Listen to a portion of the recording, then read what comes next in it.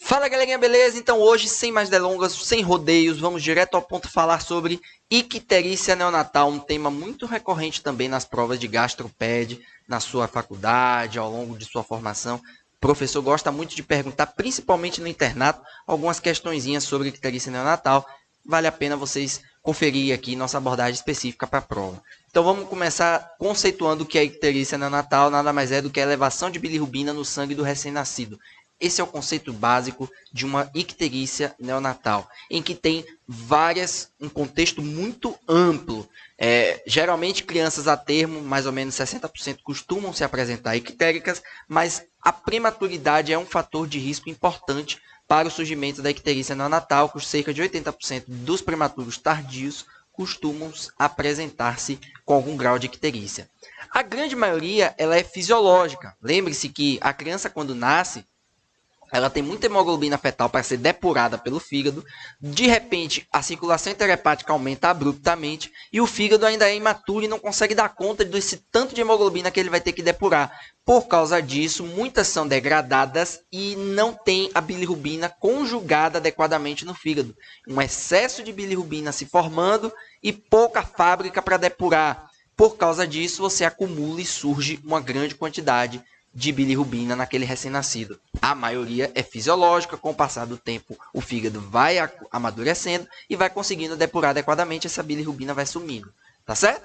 Porém, a grande preocupação da icterícia neonatal é porque, a depender da quantidade, pense o seguinte, bilirrubina é neurotóxico. Então, quanto maior a quantidade de bilirrubina, maior é o risco de você ter uma lesão neurológica. Essa é a preocupação chave, tá certo? Então, a gente tem que ter uma abordagem muito sistematizada para poder compreender em que situações o risco de doença neurológica ou quando a doença neurológica apresentou-se por causa do excesso de bilirrubina. Esse é o cerne da aula de hoje para a gente diferenciar da icterícia fisiológica normal, sem grandes problemas. A grande questão é que a grande maioria dessas lesões neurológicas elas são reversíveis, mas o risco é de se tornar irreversível e acontecer a chamada kernicterus. Toda vez que a prova falar em kernicterus, ela está falando de uma lesão neurológica permanente provocada pela hiperbilirrubinemia. Muita atenção com isso aqui. Permanente é o kernicterus, tá certo? E aí existem alguns conceitos que a prova gosta de trazer, não costuma ser tão frequente, mas às vezes ela aparece uma questãozinha ou outra, trazendo conceitos, é importante vocês saberem para diferenciar. A hiperbilirrubinemia neonatal benigna é essa que eu acabei de explicar sobre o excesso de hemoglobina fetal, o fígado ainda é imaturo para poder fazer essa metabolização e por causa disso acaba acumulando, costuma ser fisiológica. Pense o seguinte, o fígado vai conjugar a bilirrubina. Se ele não está conseguindo conjugar, é porque há um excesso de bilirrubina não conjugada ou bilirrubina indireta no sangue por causa disso, tá certo? É transitório, é normal, é fisiológico, resolução espontânea. Já a hiperbilirrubinemia significativa é aquela em que a bilirrubina total ela excede além do percentil 95 para aquela faixa etária. Geralmente, é muito comum em crianças que nascem, né, os prematuros tardios, que são aqueles com mais de 35 semanas, né, com mais de 34 semanas, melhor dizendo, né, 35 em diante. Já a hiperbilirrubinemia neonatal grave é aquela que está acima de 25.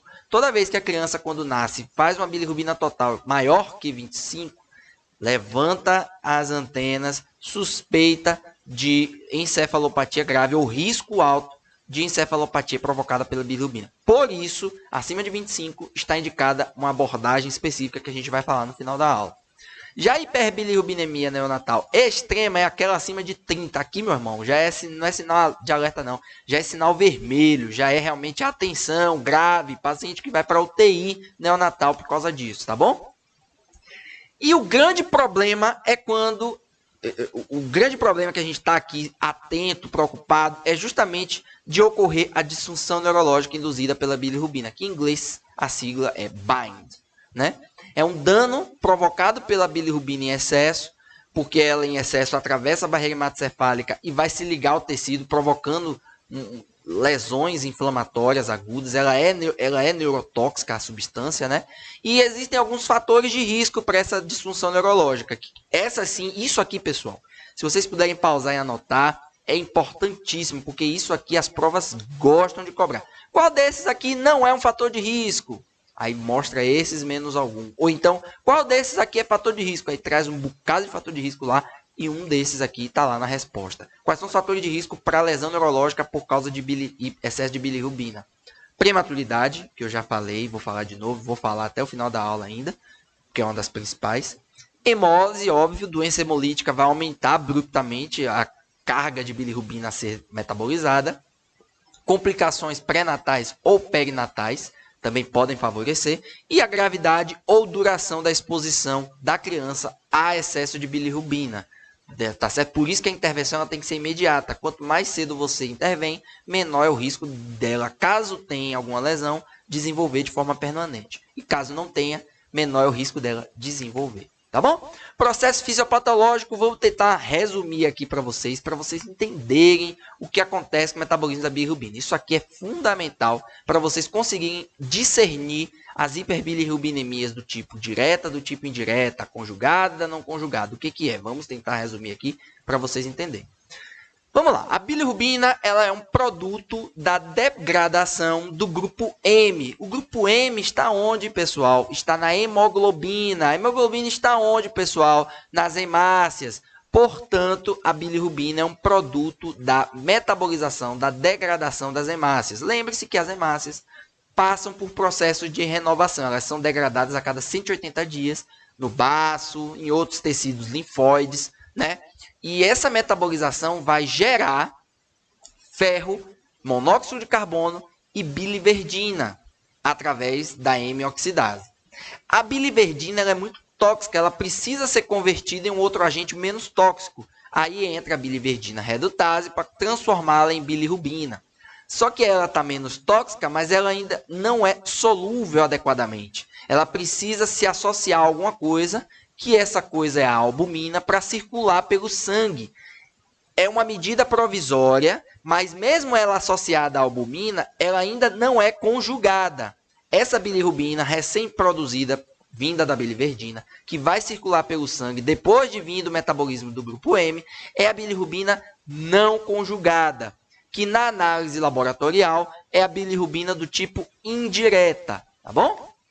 Essa bilirrubina vai alcançar o fígado e no hepatócito ela vai passar pelo processo de conjugação, né, pelo ácido glicurônico. Ela vai ser associada ao ácido glicurônico e aí um processo ativo que gasta ATP, gasta energia, vai levar à formação da bilirrubina conjugada, que é a bilirrubina que consegue ser mensurada no exame laboratorial. Por isso, é a bilirrubina do tipo direta, tá bom? E aí, a partir daí, ela consegue, enfim, ser excretada tanto nos rins como principalmente no trato digestivo. E aí, por isso, né, ela vira solúvel. E o principal local em que ela é liberada para ser excretada é na bile. Depois dela se tornar solúvel, ela vai alcançar a bile, né, lá na vesícula biliar e ser liberada no trato digestivo. Produzido, claro, a bile é produzida pelo fígado, pelos hepatócitos. E aí ela é liberada no trato digestivo e a bile no trato digestivo vai sofrer ação de algumas bactérias e vai pegar essa bilirrubina conjugada e convertê-la em urobilina. Essa urobilina que vai estar lá no intestino, ela é absorvida novamente e volta para o fígado para fazer de novo essa metabolização, esse ciclo aí. Tá certo? Então percebam que ela volta de certa forma para continuar esse ciclo ou até mesmo ser... caso ela ache que está em excesso, ela não vai ser absorvida novamente, vai ser liberada na urobilina aí, vai ser liberada no trato digestivo, tá bom? Por causa disso, e aí eu vou trazer só um adendo aqui, que as fezes elas têm uma cor mais escurecida por causa da urobilina.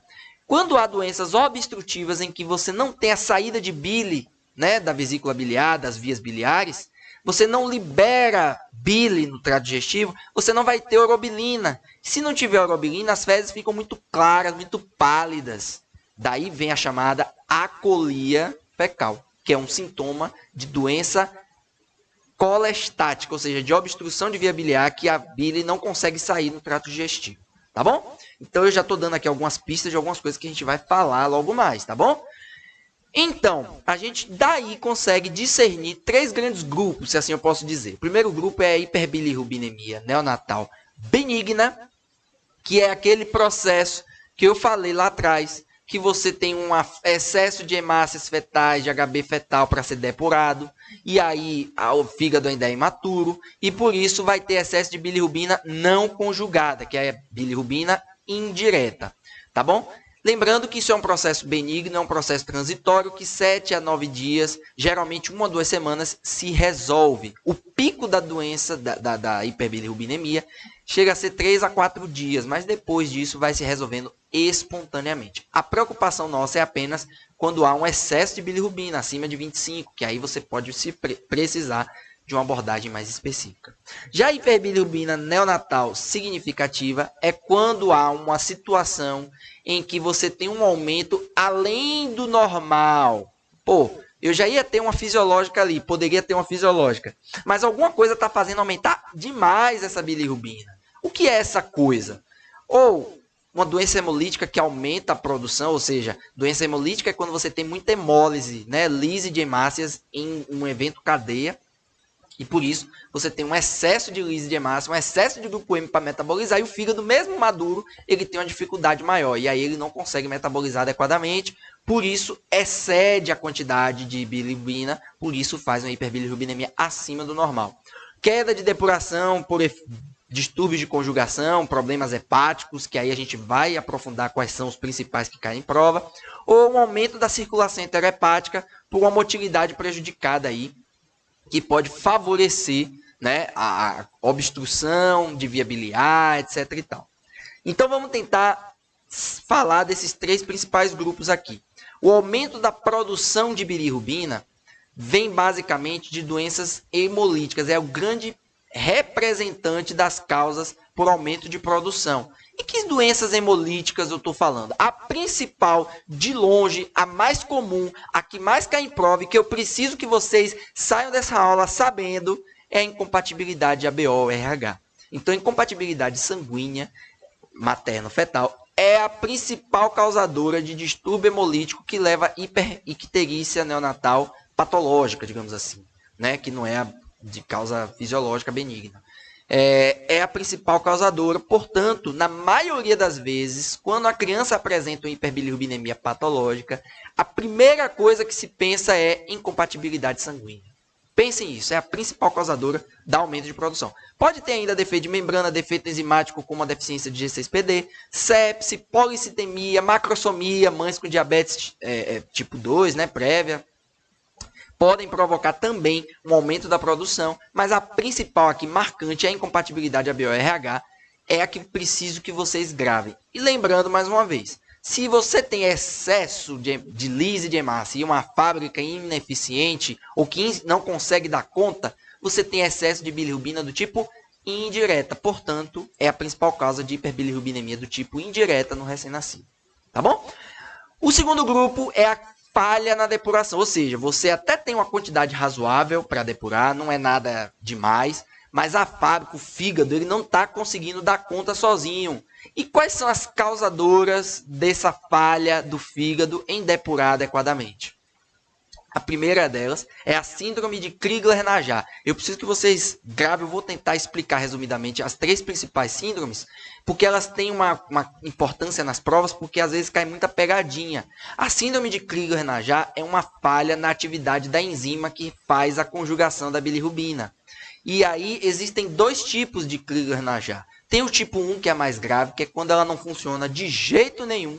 E a tipo 2 é quando ainda há uma ação residual, algo em torno de 10, 20% daquela enzima. Então ela ainda consegue fazer conjugação, mas não é suficiente ainda, tá bom? Já a tipo 1 ela não consegue de jeito nenhum. E por isso ela é o tipo mais grave. E aí acaba que ao longo da vida a criança vai precisar fazer fototerapias recorrentes até ela ter condições de fazer transplante hepático. Já a tipo 2, ela ainda tem uma certa atividade e não precisa desse quadro desse tratamento mais radical. Ela costuma ter uma resposta muito boa ao uso do fenobarbital. Então gravem sempre. Crigler-Najjar do tipo 2 é quando há alguma atividade enzimática e o fenobarbital consegue fazer o tratamento adequado dela aí. Já a síndrome de Gilbert, ela também tem uma deficiência enzimática, só que agora A enzima que faz a gluconização, que é uma, digamos assim, precursora da enzima que vai fazer a gluconização, que é a que está representada na Crigler-Najjar, essa precursora dela também falha. E por causa disso, também leva ao efeito similar da Crigler-Najjar, a síndrome de Gilbert. Só que a síndrome de Gilbert ela é muito mais amena do que a Crigler-Najjar tipo 1. Né? E acaba que, de certa forma, também responde ao fenobarbital, também tem uma resposta boa. Então, o quadro é mais ameno, a criança consegue viver, não precisa de transplante, basta ter uns momentos ali de exposição solar adequados e tudo mais. Na criança mais velha, adulto, né? Na criança menor, fototerapia pode fazer, mas responde bem ao fenobarbital, não precisa de grandes medidas drásticas, o prognóstico é mais benigno do que a Crigler-Najjar do tipo 1. E por fim, a síndrome de Durbin-Johnson. Agora é o contrário. Você consegue conjugar no fígado, mas você não está conseguindo excretar na bile. O hepatócito não consegue excretar na bile, nas vias biliares, a bilirrubina direta, a bilirrubina conjugada. Então, diferente da Crigler-Najjar e Gilbert, que é excesso de bilirrubina indireta ou não conjugada, agora na Durbin-Johnson você tem um excesso de bilirrubina conjugada, de bilirrubina direta. E o que está acontecendo aqui? Ela não está excretando, ela também responde bem ao fenobarbital. Também é um quadro benigno e mais ameno do que a Crigler-Najjar, do tipo 1. Tá certo? Então gravem isso. Crigler-Najjar e Gilbert são as hiperbilirrubinemia do tipo indireta. Durbin-Johnson é hiperbilirrubinemia do tipo direta. Isso cai em prova, pelo amor de Deus, gente. Gravem isso aí. E o terceiro motivo de hiperbilirrubinemia neonatal significativa é um aumento da circulação enterohepática, que pode vir de uma doença obstrutiva, e a principal causadora de doença obstrutiva causadora de aumento de circulação enterohepática que leva a excesso de bilirrubina é a atresia de vias biliares. Logo, se você acha que a hiperbilirrubina da criança é por causa de aumento de circulação enterohepática por doença obstrutiva, automaticamente ultrassom de vias biliares, ultrassom de abdômen, para buscar a atresia de via biliar, porque é um processo que precisa de correção cirúrgica precoce, senão a criança pode vir a óbito por causa pela evolução da doença neurológica que vai vir desse excesso de bilirrubina. E a icterícia do leite materno, que já é um quadro mais ameno, mas que pode acontecer também, é bem menos frequente, não costuma cair em prova, mas vocês precisam ter ela como diferencial aqui, tá bom? E aí, de maneira resumida aqui, para vocês sistematizarem na cabeça. Se você tem excesso de bilirrubina do tipo direta, geralmente é por síndrome colestática. Quem eu devo pensar de cara? Síndrome de Durbin-Johnson ou, que é a principal, atresia de vias biliares. Tá bom? Hiperbilirrubinemia do tipo indireta, você está pensando agora num defeito de fábrica. Você pode pensar na síndrome de Crigler-Najjar, você pode pensar na síndrome de Gilbert, mas a principal causa, de longe, em crianças é incompatibilidade ABO ou RH, incompatibilidade sanguínea. Então, a primeira que você vai pensar é incompatibilidade sanguínea. Se afastou incompatibilidade sanguínea na história, geralmente a história é toda bonitinha, falando de sangue materno, sangue fetal, se a mãe tem outros filhos, não tem, para você pensar ou não em incompatibilidade. Afastou incompatibilidade, aí você vai pensar, depende da evolução, Crigler-Najjar ou Gilbert, tá bom? Icterícia do leite materno costuma ser tardio, a criança não nasce com icterícia, ela vai ter ao longo de semanas após iniciada o aleitamento materno exclusivo. Então, acaba que muitas vezes não é um diagnóstico da maternidade do pré-natal, é um diagnóstico que a criança volta com a mãe numa consulta de puericultura, uma consulta de rotina, para ela se queixar de que a criança está ficando amarela, né, ao longo de semanas aí. Então, já é um pouco mais tardio, tá bom? Doenças metabólicas geralmente são de base genética e geralmente são de causas extrahepáticas, são menos frequentes nas provas, mas é importante vocês considerarem. E, por fim, causas intrahepáticas geralmente vão sugerir sinais de hepatite, seja o exame de ultrassom, ou seja outros marcadores sugestivos de hepatite, tá certo? Que aí vocês vão pensar nessas doenças intrahepáticas. Uma coisa que a prova gosta de cobrar e é importante para a nossa abordagem terapêutica é a gente conhecer o que são as zonas de Kramer. Zona de Kramer é um processo de divisão por zonas do corpo da criança, em que a icterícia ela surge basicamente aqui na cabeça, pescoço. E quanto mais grave é essa hiperbilirrubinemia, mais ela vai descendo. Ela é descendente. Começa na cabeça e vai se estendendo para os membros superiores e inferiores, tá bom? Então, a primeira zona é a zona da cabeça e pescoço. Quando a criança tem icterícia até o tronco, é tipo 2. Caso ele fale que está indo até as coxas ou até indo à base do abdômen, é tipo é zona 3. Quando alcança cotovelo ou até aqui punhos ou joelhos, é do tipo 4. E quando alcança mãos e pés, é tipo 5. Né? A zona 5, né? São zona 1, zona 2, zona 3, zona 4, zona 5. Na hora de abordar, a gente tem que prevenir que haja aquela hiperbilirrubinemia significativa, que é maior do que 25. Tem que prevenir. Você vai ter que reduzir as bilirrubinas indiretas nos lactentes através de manejos específicos. Uma coisa que as provas adoram trazer em pegadinha. Aleitamento materno não é contraindicação para a doença de icterícia neonatal. Você não vai suspender aleitamento materno de forma alguma na criança que está com icterícia neonatal. Pelo amor de Deus, gravem isso aí. Tá bom? Uma coisa que as provas gostam de trazer é a normograma de Butani. A criança vai dosar a bilirrubina, né? E aí, com o valor da bilirrubina, casado com o dia ou horas de nascimento, vai ser colocado nesse normograma de Butani e você vai classificar através dessa dose, com a idade da criança, com horas de vida, se ela tem baixo, intermediário ou alto risco para encefalopatia. Dentro do intermediário tem o baixo intermediário e o alto intermediário, que também é uma subdivisão que é importante vocês saberem. E a partir desse risco, nós temos uma abordagem específica. O baixo risco, que é abaixo do percentil 40, você pode dar alta tranquilamente, reavalia com 48 horas no ambulatório. Se for intermediário, aí tem o inferior, P40, P75, que é a dosagem após 48 horas, então a criança vai precisar dosar depois de 2 dias novamente para avaliar. O intermediário superior já é a dosagem no dia seguinte, então ela fica ainda, geralmente ela fica no berçário, na maternidade. E alto risco, acima do P95, dosagens em intervalos menores, de 6 a 12 horas, e fototerapia associada. O tratamento eu já trouxe aqui para vocês. Fototerapia é o tratamento de escolha, é o tratamento que está indicado, tá certo? Eu preciso que vocês gravem isso. É o tratamento que está indicado para hiperbilirrubinemia, para icterícia neonatal. Veja que síndrome de Crigler-Najjar, síndrome de Gilbert, síndrome de Durbin-Johnson, icterícia fisiológica, incompatibilidade ABO-RH, todas elas eu falei que o tratamento de gravidade é fototerapia. Então, para a prova, eu preciso que vocês mentalizem isso. Qual é o tratamento para icterícia neonatal? Fototerapia. Fototerapia. Fototerapia. Gente, é importante, eu estou repetindo aqui, parece besteira, mas é o que costuma cair em prova. Muitas vezes vocês se apegam a outras abordagens terapêuticas e elas são de exceção, de situações isoladas. Não está indicado de rotina exsanguíneo transfusão, plasmaférese, fenobarbital, né? Aqueles outros ácidos que têm nomes diferentes. Tudo isso são situações muito isoladas e eu vou trazer aqui as indicações de alguns deles. Mas o tratamento básico para icterícia neonatal é fototerapia, tá bom?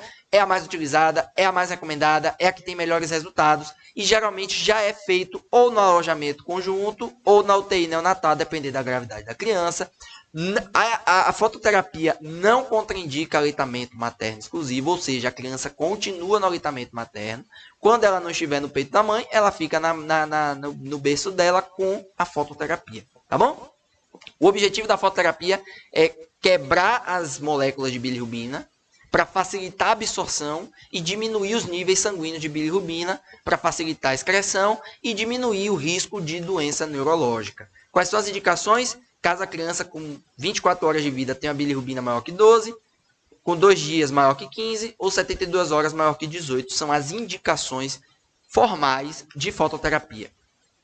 Quais são as outras abordagens que não são indicadas de rotina? A exsanguíneo transfusão, ela costuma ser usada na incompatibilidade ABO-RH, que também não é de rotina, é de exceção, a maioria é com fototerapia, mas você pode utilizar caso a fototerapia esteja refratária ou já esteja com a doença neurológica induzida pela bilirrubina, né, a BIND.